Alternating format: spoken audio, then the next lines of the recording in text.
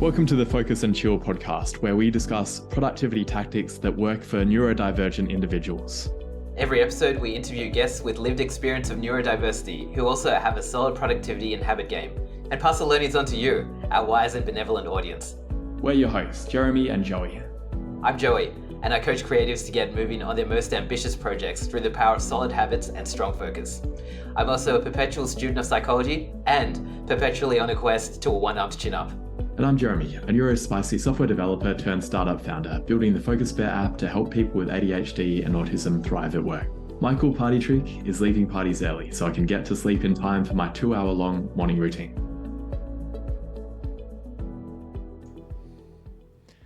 The Focus and Chill podcast is brought to you by Focus Bear, a focus enhancement app for ADHDers. That's adults with both combined autism and ADHD. I'm Jeremy, I'm an ADHDer myself. I'm the founder of Focus Bear and also one of the hosts of this podcast. I built Focus Bear for myself originally because I was constantly getting distracted by my phone and my laptop. I wanted a way to tame my ADHD monkey mind so I'd stop going down rabbit holes and actually get work done, but also get off my computer and my phone in the evening so I'd be able to sleep properly. It's working perfectly for me and it's helping a lot of ADHDs as well. I'd love for you to try it. It's available for Mac, Windows, iOS and Android, and it leverages most of the productivity strategies we talk about on the podcast. You can jump onto focusbear.io or just Google Focus Bear and try it out. Let me know what you think. Welcome to episode number 67 of the Focus and Chill podcast. We're thrilled to be joined by Dr. Anna Neff today.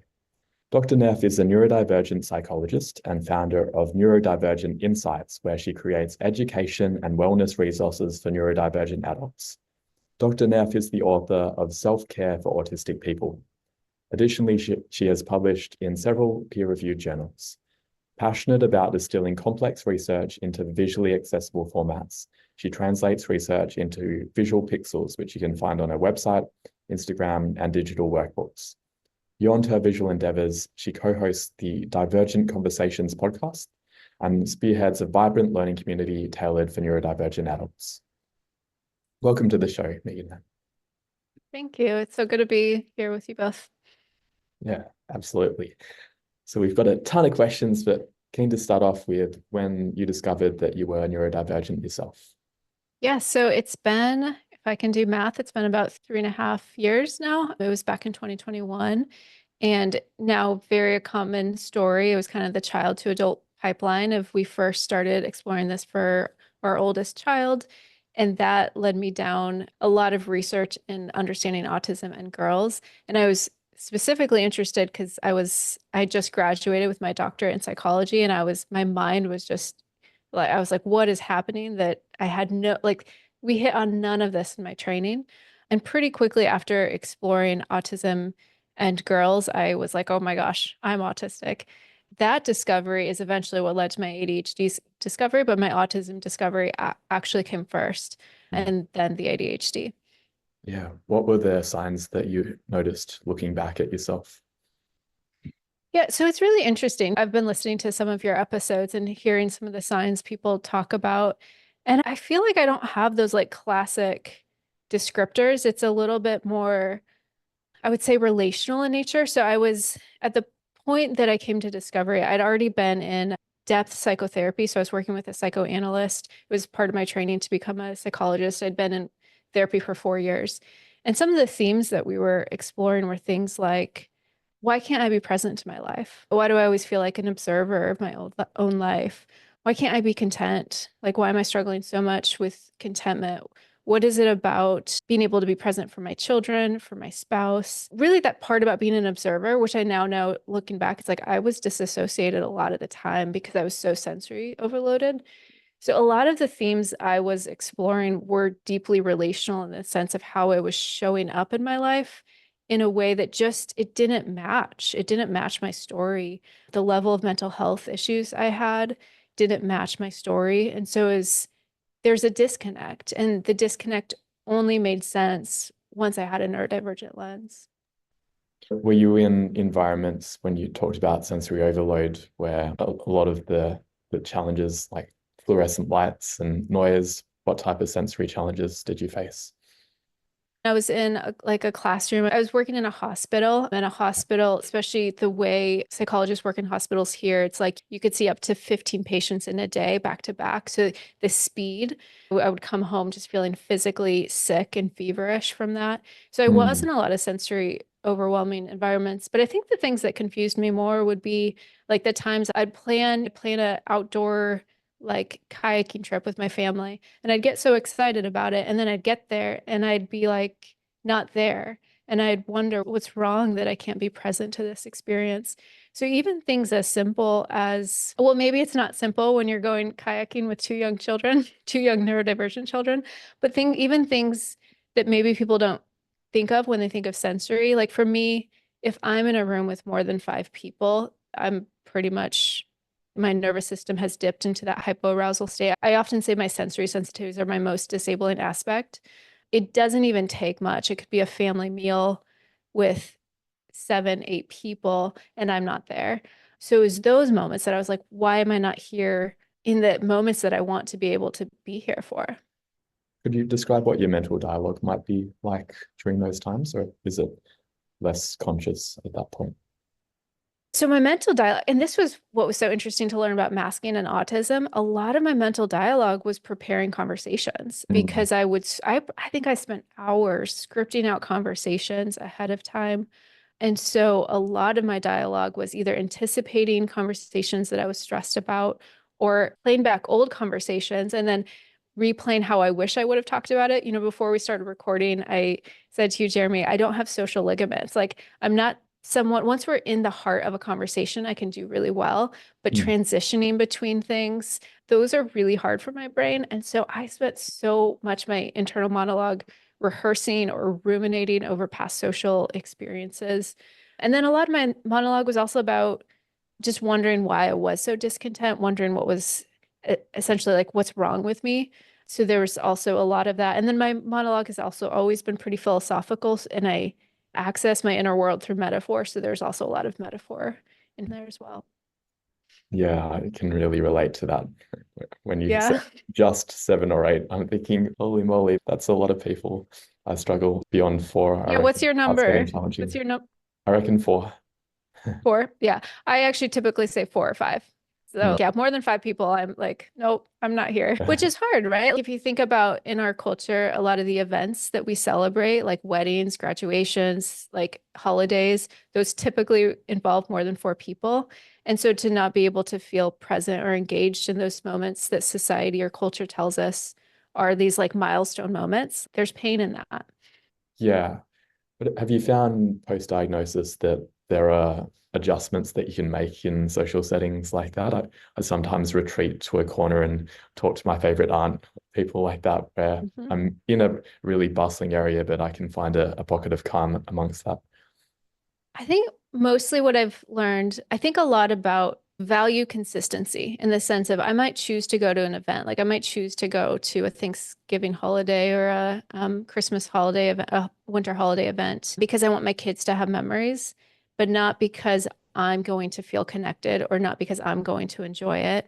But Mm. it is a value consistent experience. So I think about those in one bucket of like, what's a value consistent? Okay, I'm going to do this experience because it's consistent with my value. But I manage my expectations. I know I'm not going to most likely deeply connect with someone in that scenario because I'm not going to be in the part of my nervous system where I could connect. And so I even just coming to accept that has helped a lot. And then the Mm. second bucket is, okay, if I do want to connect deeply with someone, now it's how do I set the stage for that to happen? So maybe it's going out in a walk in nature or Mm. maybe it's choosing to be in a smaller group, or maybe it's doing something virtual, or I do a lot with virtual community. So maybe it's finding how to forge meaningful connecting moments in ways that work for my system. So I do a bit of both of those. Yeah, that makes sense.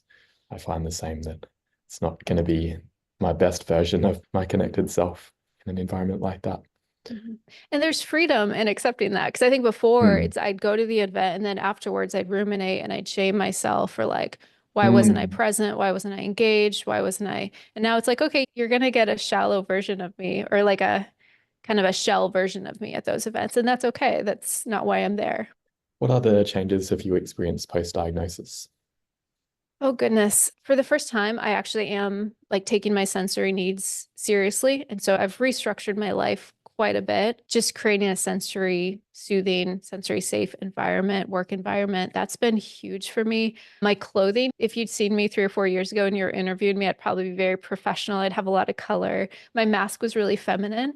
I'm much more kind of gender expansive now. That's also been part of my unmasking. So sensory, my whole sensory landscape has changed hugely. My work, like what I do for a living, has changed. The ways I've learned to go with my rhythms versus fight against them, I think that's been a big shift. I think before there was a lot of working against the grain of my natural rhythms, whereas now I trust them to some degree. I put up guardrails, but I trust them and I work with my systems in the energy they want to go versus trying to push my system into a framework that just doesn't work for it. Keen to dig into that when we ask you about productivity strategy. Really interesting. What other challenges do you still face now? So I would say the two kind of areas of neurodivergence that I struggle the most are executive functioning and sensory. I own my own business, and the executive functioning aspect of that is a little bit of a nightmare. And then the sensory element, there's some real limits that come with that. And I'm still grieving that. And I think that's a part that's been a part of the process. There's been so much celebration and liberation and empowerment that's come with my neurodivergent discovery, but there's also been grief. And so the sensory limitations and the limitations that puts in my life is also an area of challenge. Could you tell us more about the executive functioning challenges? Is it like IRS and paperwork, things like that? It's like missing details. And I mean, do you want me to show you my desktop? Like it's organization. I actually just did one of those like executive functioning screeners where it tells you by each domain. And organization is my highest number, meaning the area where I struggle the most. Scheduling. So like I almost double booked this podcast. I didn't quite double book it, but I like made an error. So Yeah, all that'd be that like fun. daily stuff. Yeah, all of that stuff that goes into like our daily existence.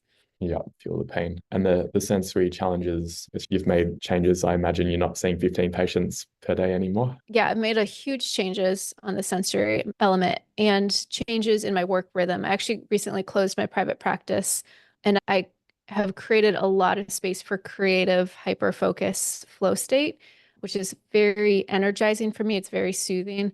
So I've restructured my work significantly to manage both energy and sensory. And that helps with executive functioning if I'm able to get into flow state more.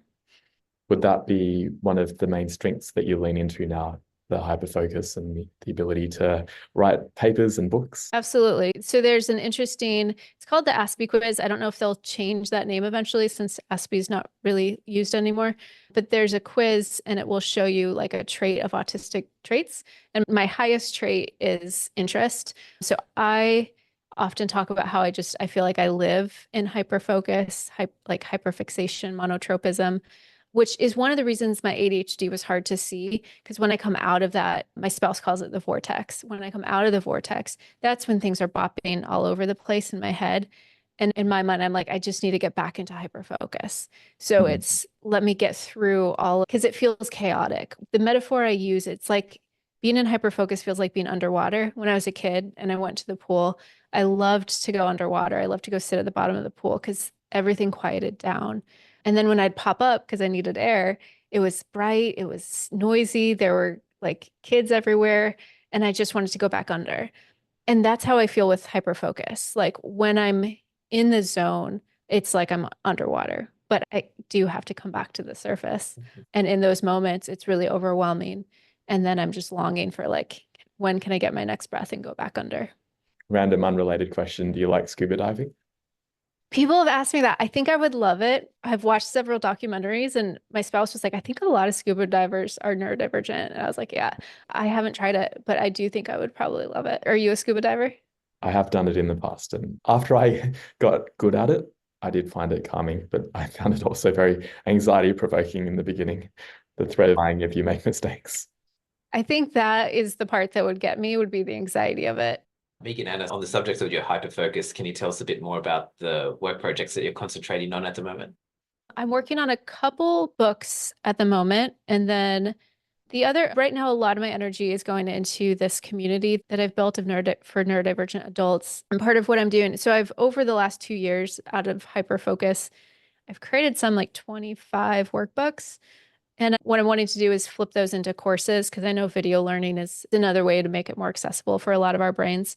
So I think my big project is going to be continuing to work on some books, but then also be flipping some of my workbooks into courses, as well as maintaining kind of the social media. I create graphics and release those every week, and then a blog post every week. I pop all over the place. For someone who's like, I really like hyperfocus, actually, there's a lot of different kind of projects I have moving. And then I do some speaking and training as well. Yeah, nice. Can you tell us more about the topics of the books? And I was intrigued by what you had in your bio about turning written content into pixels.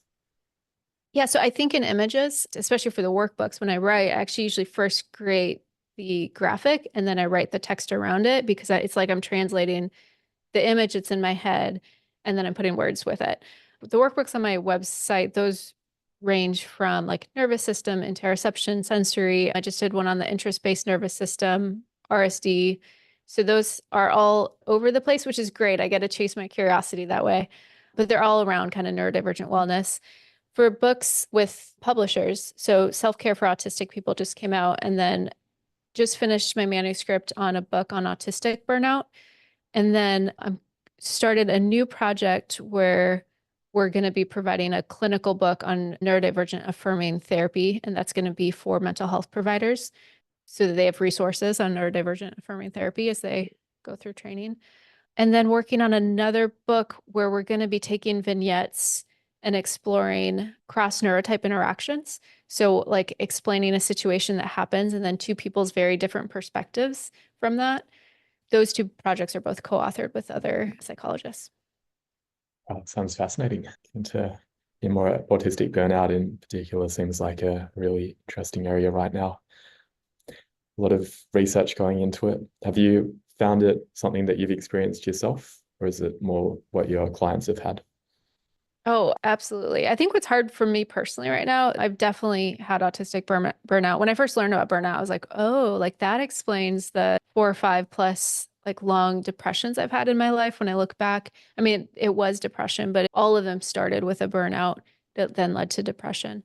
So I've absolutely had burnout. I think I'm still recovering from burnout. For me, what's hard, so I have long COVID and I've got a lot of health things that come with that.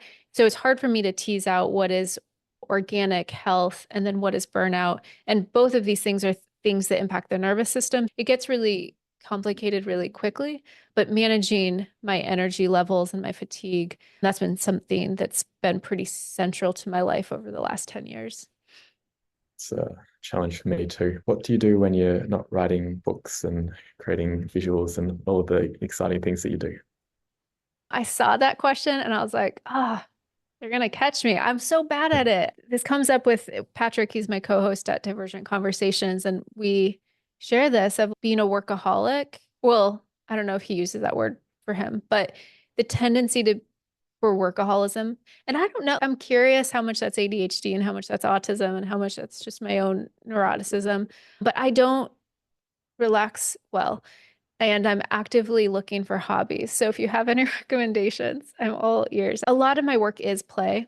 And so I think that's part of where I have a hard time shutting off work to do something else. I will say I do love Shonda Rhimes, and my kids and I will watch like all of Shonda Rhimes, like Grey's Anatomy and her whole ecosystem of shows. But other than that, I am actively looking for hobbies. Maybe I should try scuba diving. Yeah, or snorkeling I found to be a good compromise where there's less risk of dying and you still get to see a lot of cool stuff underwater. I'm a fan of that. I'll take less risk of dying. Yeah, and I can relate to the workaholism. It's sort And of yeah, the I'm combination. I was going uh-huh. to say, because maybe for both of us, our special interests involve work in some way, then it's hard to disentangle, are we just engaging in our special interests, which is maybe a autistic thing, versus for me, it's also about the executive dysfunction leading me to not get enough done. And then I feel anxious and then I work for longer. I think you just nailed it. Like It's a combination of the special interest, and then people often think I'm really efficient, and I have to be like, no, I'm not. I just work all of the time. And it is because I'll get to the end of the day and I'll be like, I worked 8 hours, but I feel like I didn't do anything. So then it's like I'm trying to make that up. So it is a weird combination. I like how you laid that out. Have you noticed that? And because you talk to a lot of neurodivergent folks, have you noticed that workaholic pattern?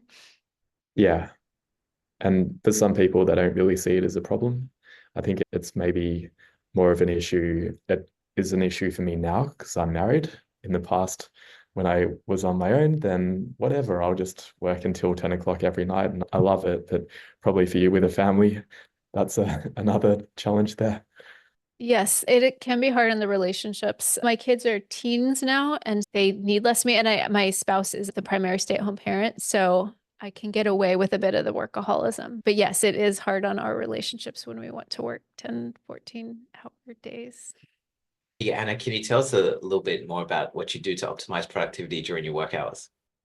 This was another question that was a little bit hard for me because I don't think of it that way. I've been sitting with that question. It's like I've always been adapting. Like school was hard for me.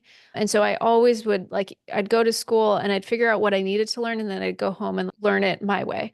So I think there's a lot of ways I adapt. So one of it is I think the biggest thing I've done really is similar to what I was talking about earlier about leaning into my rhythms is I have found a way to let myself chase my curiosity, chase my interest, structure it enough, like structured spontaneity, that it's able to wrap up in a way that's helpful and beneficial and can support my livelihood. But I've given myself a lot of space to lean into my interest-based nervous system. That's a framework. I don't know. Are you all familiar with that concept? Hmm. Uh, I'm not. I would mind a quick primer. Yeah. So it comes from Dr. Dodson. He's a psychiatrist here in the States who has done a lot in ADHD research. He's the one that coined like rejection sensitive dysphoria and then the interest-based nervous system. And it's this idea that ADHDers have distinct and unique drivers that motivate us toward engagement. And that's juxtaposed with the importance-based system of a neurotypical, where it's like, I prioritize tasks based on how important they are, if they're important to others, the consequences, the rewards, and that our system just doesn't work that way. So it's like, if you say this is important to do this thing, we're going to struggle to get engaged in that task. So the things that engage an ADHD nervous system are things like passion and meaning and play and creativity and interest and novelty, things that are new and exciting, and then hurry, things that are urgent, and challenge or competition. And so the more I've been able, instead of trying to work against that and fit myself into like, well, this is important and I said I would do this, so I'm going to do this, the more I've given myself enough space to lean into interest, curiosity, play. That has, I think, been the most helpful thing. The other one would be being able to identify my energy patterns and then match my work to it. So again, I've been doing this for years. I'll talk about bucket A and bucket B work. Bucket A work is like I need my brain. So if I'm writing on a blog post or I'm doing any writing of any kind, that's all bucket A. And bucket B is all of that kind of annoying work that you have to do, but doesn't take much work. So even things like responding to email, that's kind of bucket A and a half, but I put that in bucket B. Or there's so much bucket B work. When I'm in my low energy, I will do my bucket B tasks and I'll pair it with a background show to have some passive dopamine. So matching my energy rhythms with my tasks, that's been another big thing. If I'm doing bucket B work and I actually have energy, that's an absolute waste of my energy. But that takes flexibility and I can't like plan that out because I don't necessarily know when I wake up what kind of energy I'm going to wake up with. So it requires a bit of flexibility. So those would be a few of the ways. Need to ask about with the bucket B and adding dopamine by having a background show. Really curious about your perspective on that because I've heard a few people say that, and I used to do that myself as well. But I found that for me, it actually meant that I got a lot more distracted, and I probably would take much longer to finish the bucket B tasks than if right now, what I do is I listen to classical instrumental music, and I find it quite boring, but I'm able to get through the work faster. What's your perspective on that?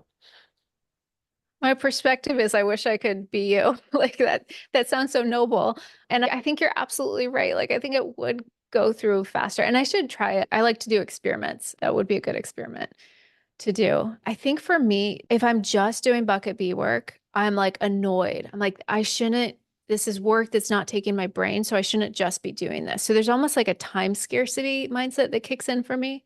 And so I'm barely actually watching the show. But I think it's just if I'm telling myself I'm doing this while I'm watching a show, the time scarcity or the annoyance of the fact that it's taking me an hour to just figure out some tech thing, it's like it reduces my stress, I would say. But I think you're Mhm. right that it probably takes longer. Yeah, no, I can completely relate to that. I often still now get very irritated doing that type of admin work. Has to be done. Body It doubling can does. be good too, or delegating it, but that's not always Mhm. possible. Yeah, I do like to save some of that stuff for body doubling. I do a lot of body doubling as well. And so I'll sometimes save I call it the pings and the pongs. I've just got like all these pings and pongs to respond to. I'll like save them up and then do those when I'm doing a body double session in my community. Nice. Vegan Anna, so you were talking about your bucketing strategies and how they were helpful to you. Could you tell us a bit about some unhelpful productivity advice that perhaps doesn't work for you? I think a lot of it is really that scheduling piece because so much of it has been about creating the freedom to let my interest and my curiosity lead. I have a team that works for me, and they're often like, we should put together a content calendar for 6 months. And I'm like, that sounds so nice, but that's not how my brain works. I just did a whole content series on the interest-based nervous system because I got interested in it. And then I made a workbook and then I made blog posts, and none of that was planned. But I wouldn't be interested if we were going to do anxiety or we're going to do this. And I got to that month and I wasn't interested, that work would take so much more effort. So anything that involves planning and schedule things out, I do think like scheduling, loose scheduling has been helpful, but the very specific scheduling around content or around this is what you're going to do this day, those have not been helpful for me. Yeah, and the quality of the work would probably not be as good if it was rigidly following that. Yeah, I think interest and curiosity are something that are infectious. And I Mm. think that's why ADHDers make great teachers and entrepreneurs. But when we're not leading from that curiosity, it falls dull and people can feel that. Yeah. And one thing that leads me to be dull is if I don't rest and take breaks. So let's take a break right now.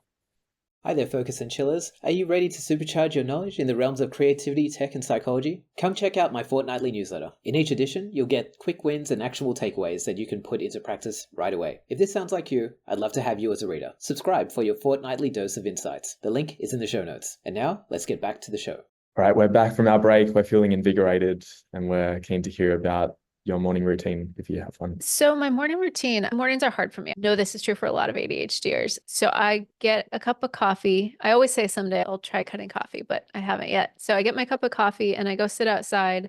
We've got a little hammock chair and I make sure and get sunlight. Now I live in Oregon, which is very rainy, so I can only do this about 6 months out of the year. But I like to start my day with some sunlight, which is really good for the circadian rhythm, which is something that is hard for a lot of ADHDers. And I sit and I think about my day. I'm doing a personal inventory of my energy as well as my intentions for the day. Sounds really nice. How long would you spend doing that normally? Depends how tired I am, but maybe 15 to 30 minutes. And then I might start working out there as well.